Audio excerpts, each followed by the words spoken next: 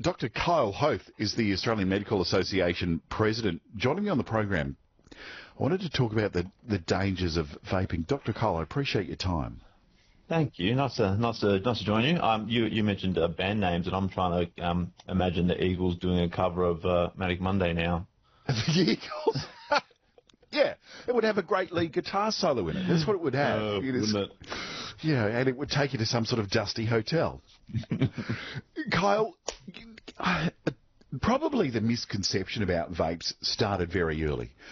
When they originally came out, the conversation was, oh, these are clean and safe and as an alternative to burning things and inhaling those fumes. We quickly discovered that was terribly wrong. If we bring us to 2025, and there's been a lot more research since vapes first hit the market, what does it show?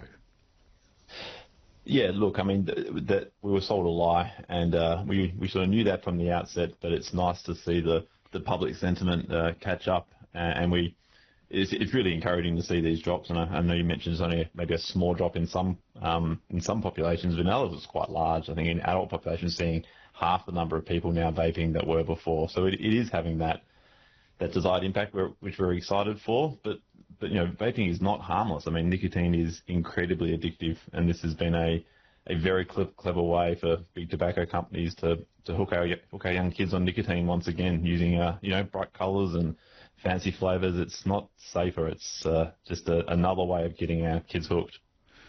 An incredible marketing department. Kyle, the general rule of thumb is anything you're putting into your lungs that isn't fresh air is usually bad for your lungs. That's right. And we know that most vapes contain poisonous chemicals and carcinogens, let alone the addictive properties of the nicotine. So the evidence is strongly in favour of these are just as dangerous as smoking cigarettes, not the other way around. When you look at these numbers, and they are falling, it seems to be off the back, there was this period of exponential growth for a while. I'm still surprised that the fall-off feels less pronounced than I would have thought if you made something pharmacy only.